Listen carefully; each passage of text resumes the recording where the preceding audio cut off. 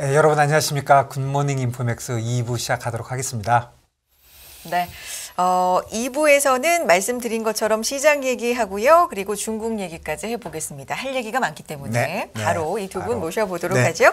유튜브 86번가 정광훈 대표님, 미국 주식사관학교 신승우 대표님 두 분 어서 오세요. 안녕하세요. 안녕하세요. 네.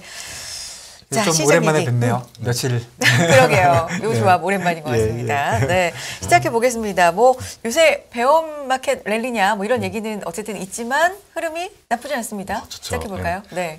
일단 중국 당대에 지금 얘기가 나오고 있으니까 중국 얘기는 안 할 수가 없는데요. 이제 지금 보면 빅테크보다는 약간 공동부유 쪽에 좀 더 초점을 맞추고 있는 듯 보여요. 근데 이게 그래서 왜 그런가 하고 찾아보니까 좀 그럴듯한 이유가 있는 게 중국 같은 경우에는 물론 이제 그러니까 어느 나라나 이제 중요한 원자재가 다 있는데 이제 중국은 가장 중요한 것 중 하나 돼지고기 시세거든요. 그래요? 예, 왜냐하면 중국에서 이제 그냥 중국 요리에서 육이라고 하면은 디폴트가 돼지고기예요. 따로 이제 설명이 안 붙어 있으면은. 그래가지고 우한에서도 예전에 우한 봉쇄가 됐을 때 가장 먼저 떨어진 식자재가 돼지고기였습니다. 2주 만에 떨어져가지고 사실 생각보다는 좀 비축량이 적다 쇼크 뭐 이런 얘기가 있었는데 근데 지금 돼지고기 시세를 이제 화면에서 보시면은 지금 약간 히스토리컬 하이를 찍고 있어요. 사실상. 그래가지고 이게 내려가지 않는 이상 사실 중국 입장에서 그러니까 민심이 잘 잡히긴 쉽지가 않거든요. 근데 저게 저렇게 높은 게 좀 놀라운 이유가 왜 놀랍냐면은 코로나 봉쇄를 지금 하고 있는데 저렇게 높으니까 원래 원칙적으로는 뭔가 식자재 소비 같은 것도 좀 줄고 모든 소비가 좀 줄어야 되는데 봉쇄를 하고 있으면은 근데 그런 거 아랑곳하지 않고 지금 그냥 쭉쭉 올라가고 있거든요. 그러니까 저런 부분들이 그리고 이제 그러니까 계속 우상향을 또 하고 있고 올해 내내 그러니까 저런 부분들이 지금 빅테크 찾을 때가 아니고 이제 좀 민생을 좀 더 다지지 않으면은 진짜 위험하겠다는 생각을 하게 만드는 것 같아요. 당장 이제 베이징에서 현수막 시위 같은 것도 있었고요. 당대 직전에. 그래서 이런 부분 때문에 근데 이제 민심의 가장 큰 바로미터 중에 하나가 돼지고기 시세인데 이게 지금 엄청나게 올라가고 있으니까 이제 이런 부분 때문에 이제 공동부유에 대해서 좀 더 방점을 찍고 있는 게 아닌가라는 생각이 좀 듭니다. 그러니까 올라갈수록 시세가 올라갈수록 살기가 좀 팍팍한 거죠. 의류 따지면 이제 갑자기 쌀값 막 올라가고 이런 느낌.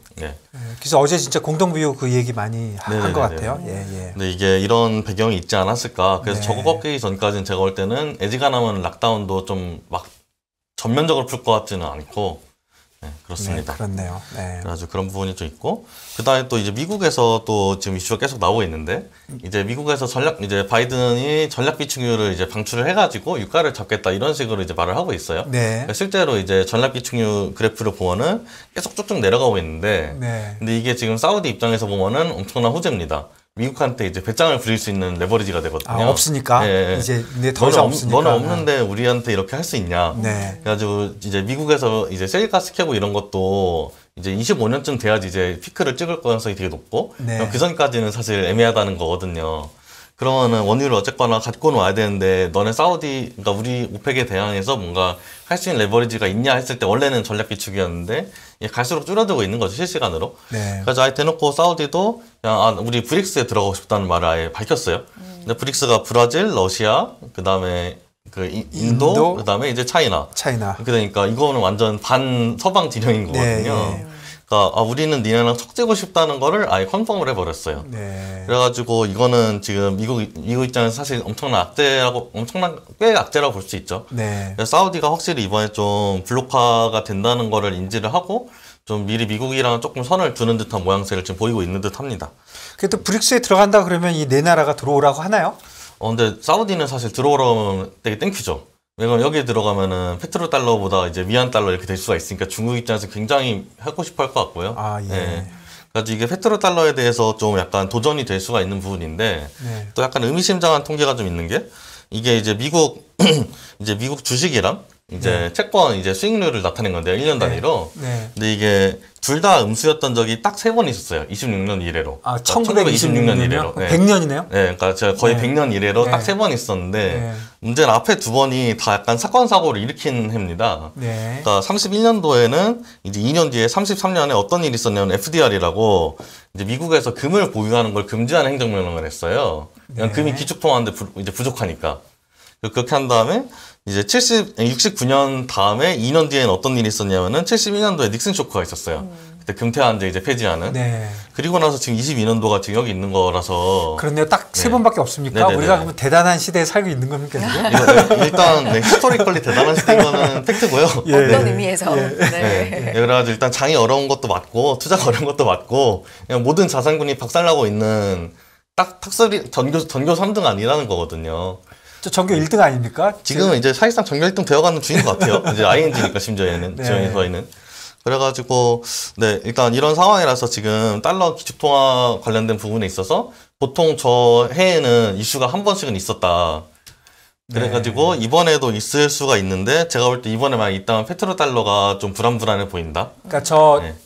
두 번에 있던 전교 2등하고 3등이 네네. 그때 다 외환 관련된 문제였으니까 요번에도 있지 않겠냐. 네네 이번에도 약간 달러의 기축통화 혹은 그 당시 기축통화였던 금 관련돼서 이슈가 있었으니까. 사실 요번에도 달러가 저거를 많이 일으킨 것도 있는 거죠. 지금 그렇죠. 강세 달러가 많이 있었으니까. 그렇네요. 근데 저거는 진짜 재미난 통계 같고요. 그리고 이런 생각이 들어요. 예전에 우리 학교에서 배울 때 채권하고 주식은 이게 뭐라고요? 대체제? 예. 그래서 하나가 오르면 하나 내린다 그랬는데 그쵸. 금년에 대표적으로 두 개가 다 내려가지고 맞아요. 예. 그런 질문들을 사실 이런 경제 TV 같은 데서도 많이들 하시고 그랬는데 그때 그 답들이 다 굉장히 빈약했거든요. 그냥 뭐 거의 하나마나한 소리가 답이 많았는데 결국 금년에 뭐 이유야 모르겠지만 실상은 확실히 졌네요. 예, 그래가지고 이게 확실히 좋은 시그널이라고 볼 수는 없는 게 팩트고요, 당연히. 예. 근데 저렇게 되면 그 다음에 어떻게 됩니까? 보통 그 다음에 약간 그 당시 기축통화에 대한 흔들림이 있어요. 네. 그래가지고 예를 들어가지고 이제 69년도가 대표적인 케이스라고 생각을 할 수가 있는데요. 네. 69년도 이후에 이제 2년 뒤에 지나니까 그 당시 어쨌거나 가장 기축통화 베이시스는 금태환제였잖아요. 네. 근데 그걸 폐지해버린 거니까. 그러니까 이게 무슨 말이냐면 제가 볼 때 어떤 느낌이냐면은 네. 약간 그때 이제 베이스가 결국 달러랑 금이었던 건데 그게 네. 둘 다 너무 귀해지니까 아, 미국에서 우리 이거 감당 못한다고 선언을 한 거라고 저는 생각이 네. 되거든요. 여기서 달러만 된 예, 거죠? 예. 네. 그리고 그거 전에 31년도 때도 아, 우리 금이 너무 귀하니까 금 보유하지 마라. 네. 약간 강제 금 모금도 한 느낌이거든요. 네. 그래가지고 이게 보면은 다 기축통화가 되게 그 당시에 기축통화가 되게 부족했을 때 뭔가 저런 사건이 선행해서 일어났고 네. 그래가지고 지금도 약간 그런 느낌이 되는데 그럼 제가 볼 때 지금 이제 달러에 약간 그러니까 패권을 유지시켜주고 있는 큰 요인 중에 하나는 페트로 달러라고 저는 생각을 하는데 네. 여기에 이번에도 이슈가 있을 수도 있지 않을까? 하도 강달러 그러는데 지금 사우디 입장에서 또 엇박을 타고 있잖아요. 네. 그래가지고 이 엇박이 지금 이런 배경이랑 같이 보면은 굉장히 불안해 보인다. 네. 생각이 좀 듭니다. 네, 알겠습니다. 굉장히 돼지고기 예. 시세로 보는 민심과 돼지고기 시세도 네. 그렇고 이 페트로 달러도 그렇고 굉장히 좀 그 우리가 평소에 많이 안 봤던 그런 이슈 있던 것 새로운 같습니다. 거죠. 예, 예, 좋습니다. 예. 네. 정광훈 대표님. 네. 네네. 들어볼게요. 예. 전에 장을 한번 정리를 해보면요. 상당히 아시아 쪽에서부터 분위기가 좋았었습니다. 아무래도 영국 쪽에서 계속 좋은 뉴스가 나오다 보니까 그렇게 되었지 않았나 싶은데 막상 이제 미국장에 넘어가가지고서는 중간부터 갑자기 이제 상승폭의 대부분을 반납하는 네. 그런 모습을 보이게 됩니다. 네. 그 주요 이유라고 하면은 이제 한 언론에서 IT 전문지에서 나온 네. 것인데 애플 관련한 소식이 네. 있습니다. 신형 아이폰의 수요가 좀 부족해서 네. 생산 감축에 들어가는 것 같다. 아이폰 14. 예, 네. 그렇습니다. 그러면서 이제 주식이 애플에 따라 가지고서 거의 증시가 좀 내려오게 되는 그런 모습을 보였는데요. 이와 관련해 가지고서는 저희가 조금 조심스럽게 접근할 필요가 있는 것 같습니다. 왜냐하면 이번에 소위 그 신형 아이폰은 금 나누기를 했다라고 얘기들을 하지 않습니까? 그러니까 프로 모델이 있고 그러니까는 저가하고 고가로 나누었는데 고가 쪽에 대해 가지고서는 지금 수요가 부족하다라든지 이런 얘기가 전혀 나오지 않고 있습니다. 근데 저가 라인에 대해 가지고서 원래 증산하려던 것을 얼마 전 기사에서 뭐 계획을 철회했다. 그리고 이번에는 뭐 감축에 들어갈 수도 있다라고 나오는 것 같아요. 그래서 안 좋은 쪽 저가 쪽만 보면 좀 안 좋은 뉴스로 보일 수 있으나 전체적으로 봤었을 때는 고가 쪽 수요도 우리가 확인을 해야지 실제로 이번 신형에 대해 가지고서 좀 전체적인 그림을 그려볼 수 있지 않나 그런 생각을 하고요. 이게 그치 아이폰이 지금 고가는 그래도 인기가 좋은 건가요? 오히려 그쪽으로의 지금 쏠림이 네, 좀 관측이 되고 있는 것 뭐 같습니다. 2,000불도 넘는 것 같던데. 비싸더라고요. 네, 비싼데 더 많이 비싼 거는 지금 뭐 예. 좋은 거는 더 지금 좋아하고 저가는 뭐 경쟁이 되고 뭐 그런 건가요? 예, 아무래도 그런 모습인 것 같습니다. 근데 그렇게 되었지만은 이제 시간 외에서는 네. 증시가 다시 크게 이제 상승을 하고 있습니다. 뭐 넷플릭스 덕분이라고 할 수 있는데요. 네. 넷플릭스가 실적 시즌만 되면 사실은 아주 미운 오리 새끼였습니다. 이게 뭐 잘 나온 적이 없었지 예, 않습니까? 저번에 넷플릭스 때문에 많이 맞아요. 빠지잖아요. 예. 예. 그래서 많은 투자자들이 바이 더 딥 전략을 쓰다가 실망하고 나가셨던 주식인데 이번의 경우에는 뭐 거의 대부분의 면에서 서프라이즈를 기록을 했더라고요. 네. 일단 실적의 경우에도 예상보다 잘 나왔고요. 네. 특히나 영업이익은 한 20% 정도 더 잘 나왔고 네. 주당 순이익도 50% 정도 잘 나왔습니다. 네. 근데 무엇보다도 관심을 가지는 그 가입자 순증의 네. 경우에도 예상보다 훨씬 잘 나왔는데 고무적인 부분은 그동안에는 아시아 쪽에서의 성장 빼고서는 거의 안 나왔거든요. 네. 근데 이번에는 전 지역에서 잘 나왔다. 아. 그래서 그것도 좀 고무적이다라고 할 수 있을 것 같고요. 다만 이제 다음 분기 예상은 조금 이게 숫자가 믹스가 되어 있습니다. 네. 그러니까 어떠냐면 가입자 순증에 대해 가지고서는 예상치보다 긍정적으로 네. 보고 있는데 네. 실적 전망치는 예상치보다 훨씬 낮은 그 이제 가이던스를 회사 측에서 발표를 했고요. 주요 이유로 된 것은 환 문제였습니다. 네. 네. 그래서 일단은 가입자에 대해서 워낙 이제 넷플릭스는 포커싱을 하기 때문에 주가는 시간에서 아까 보니까 14% 네. 오르더라고요. 네. 그래서 아마 이것도 또한 이제 아주 전형적인 그러니까는 뭐 달러 강세에 따른 악영향 이런 것도 있지만은 기업들은 생각보다는 나쁘지 않다. 이런 혼재된 거로 요즘에 다 그런 쪽의 분위기들이지 않습니까? 그런 거에 또한 넷플릭스도 이야기하고 있다. 그렇게 좀 판단하면 될 것 예, 같습니다. 외환 문제라고 하는 거는 이제 해외에서 받는 돈들이 달러가 올라갔으니까 더 예, 적게 받는 맞습니다. 거죠. 우리는 똑같이 내니까. 그렇습니다. 맞아요. 저도 똑같이 내는 것 같아요. 똑같이 네, 내니까 네. 올라가진 않으니까. 그러니까 그게 네, 달러로 맞습니다. 확정된 게 아니고 처음부터 원화로 됐으니까. 네, 그 문제입니다. 네. 예. 시장이 워낙 안 좋을 때는 실적이 잘 나와도 좀 반영을 못 시키는 경우가 있잖아요. 근데 네, 막상 네. 실적 시즌에 주요 기업들이 실적이 좀 잘 나오니까 그래도 갑니다. 이건 좀 긍정적이라고 볼 수 있을까요? 네, 맞습니다. 최근에 금융사들도 실적이 대체적으로 좋았었고요. 네. 그다음에 오늘 넷플릭스 이외에도 뭐 이제 그 항공사라든지 아니면 어도비라든지 이런 데에서도 시간외가 좋거든요. 네. 그러니까는 일단은 겁을 굉장히 많이 먹었던 것 같아요. 그러니까 시장에서 하방에 대한 우려가 굉장히 크다라는 게 여기저기에서 느껴지고요.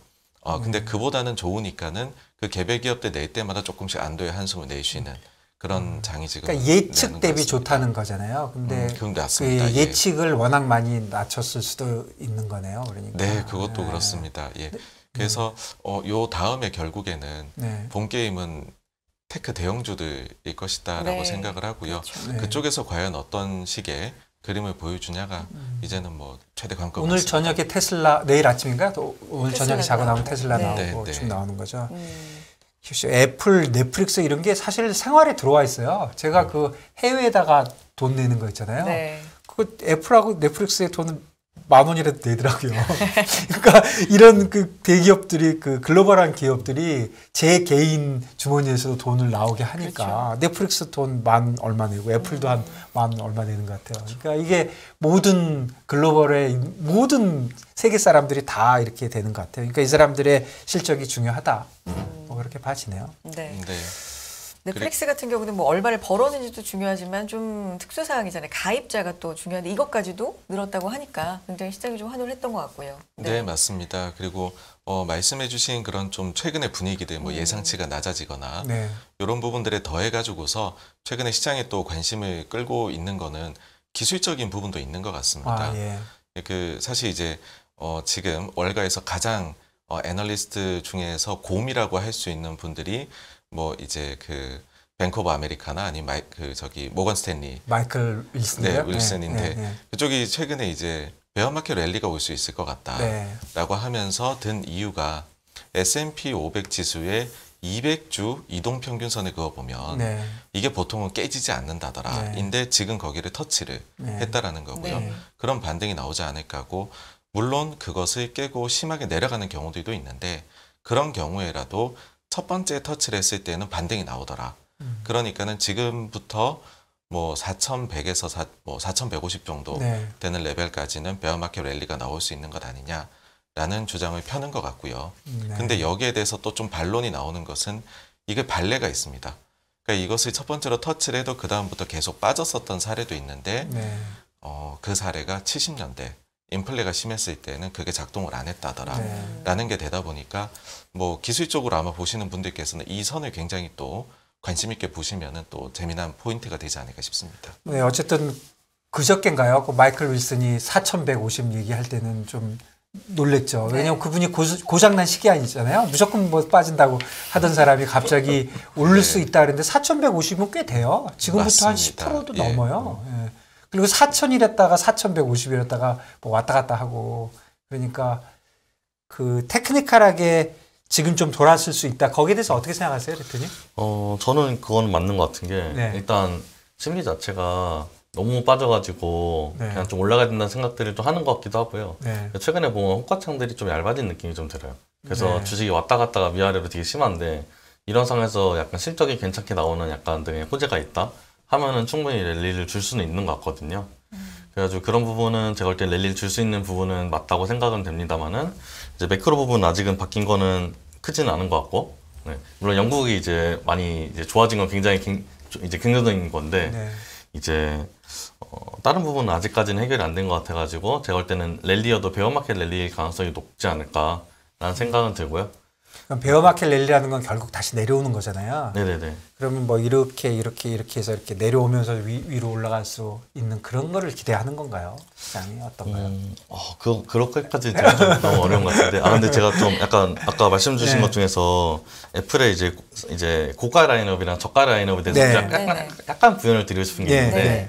사실 저 말씀하신 부분이 너무 맞는 말씀인 게 예. 이제 고가 라인업의 경우에는 애플에서 약간 경쟁사를 삼성이나 그런 걸로 보지 않고요. 루이비통 같은 회사들로 봐요. 약간 뷰티 회사들을 약간 네. 경쟁사로 보거든요. 네. 근데 경쟁사로 보는 이유가 어차피 들고 다니는 거는 팬시하고 이쁜 부분 때문에 들고 다니는 이제 그런 이제 비중이 갈수록 커지니까 고가 라인으로 갈수록 네. 그래서 그걸 이제 대상으로 보는데 정작 이번 분기 루이비통 이제 실적은 굉장히 괜찮습니다.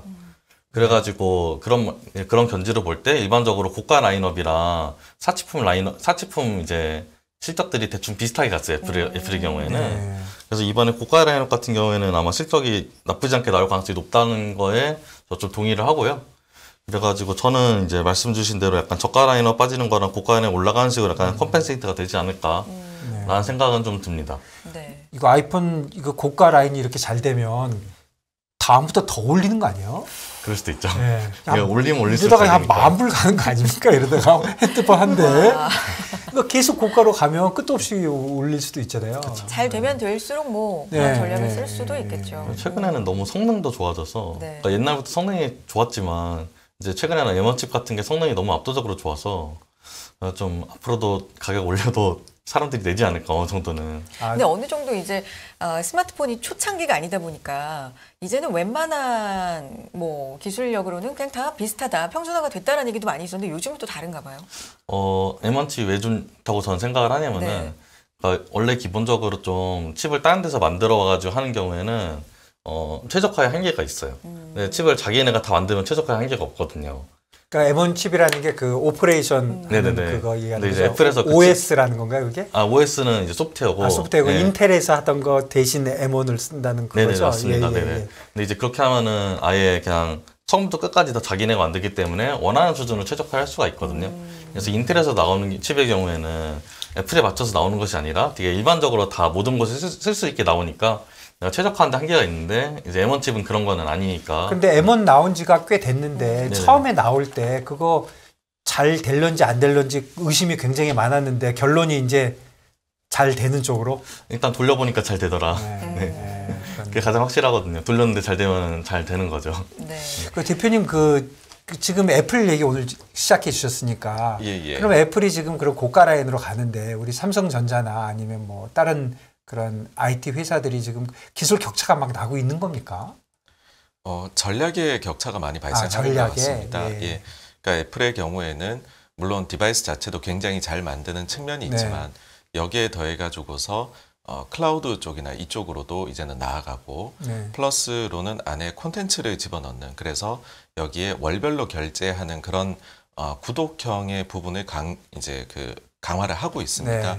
근데 삼성의 입장에서는 아직까지 사실은 디바이스 자체에서도 조금 밀리는데 그 다음 스텝까지는 전혀 나가지 못하고 있는 상황이어서 뭐 차이가 좀 나는 것 같습니다. 네. 예. 애플 때문에 또 간밤에 시장이 네, 많이 애플이 움직이고 잘 돼가지고 때문에. 시장이 돌아서는 건 좋은데 또 네. 삼성전자하고 격차가 난다니까 또 안 좋네요. 네, 애플 얘기를 좀 자세하게 해봤고요. 여기까지 네. 하겠습니다. 유튜브 86번가 정광우 대표, 미국 주식사관학교 신승우 대표 두 분과 함께했습니다. 고맙습니다. 감사합니다. 네, 감사합니다. 감사합니다.